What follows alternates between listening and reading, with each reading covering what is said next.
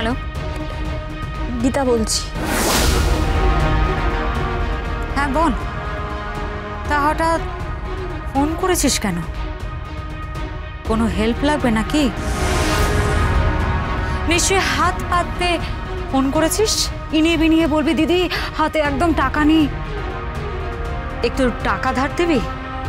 ঠিকই বলেছিস তুই। অনেকগুলো টাকার প্রয়োজন দিদি।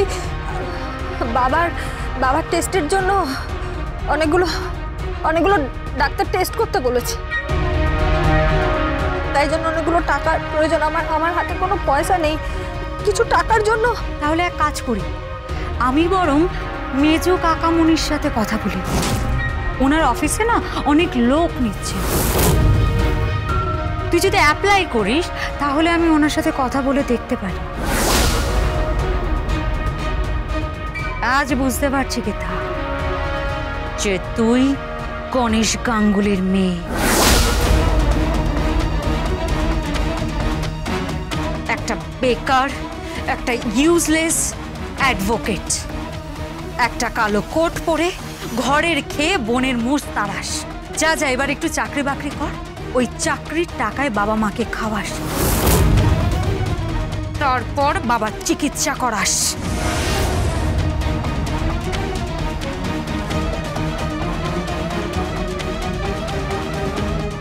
এবার কি হবে গীতা বৌদি? আঙ্কেলের টেস্ট কি করে হবে? তুমি কোনো চিন্তা করো না মেঘ, কিছু না কিছু একটা ব্যবস্থা আমি ঠিক করব।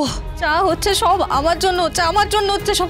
আমি চলে যাবো। না, কোথাও যাবে না তুমি। বাইরে গেলে কৃপান তোমাকে তুলে নেবে, তুমি কোথাও যাবে না, এখানেই থাকবে মেহেক। আমিও তো বোঝা হয়ে গেছি। এসে গেছি। সারাদিন আমরা কিচ্ছু খাইনি।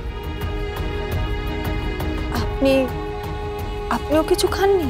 না, আমার গীতা খাইনি, আমি খেয়ে নেব, তাই হতে পারে?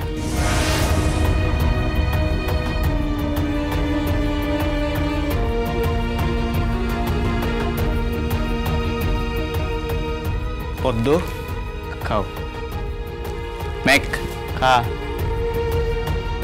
গীতা প্লিজ খাও।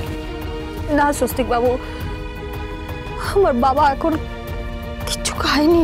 এই ব্যাপার, তোমার বাবাকেও আমি খাইয়ে দিচ্ছি।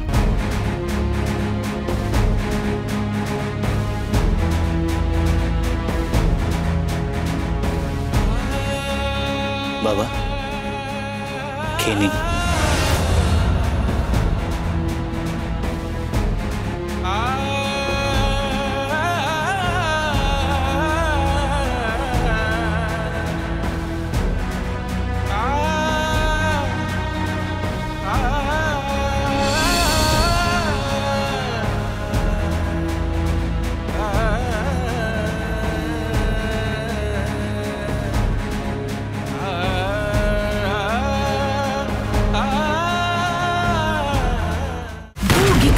গীতা LLB সোম থেকে রবি সন্ধ্যে 6:30 স্টার জলসায় ও ডিজনি প্লাস হটস্টারে।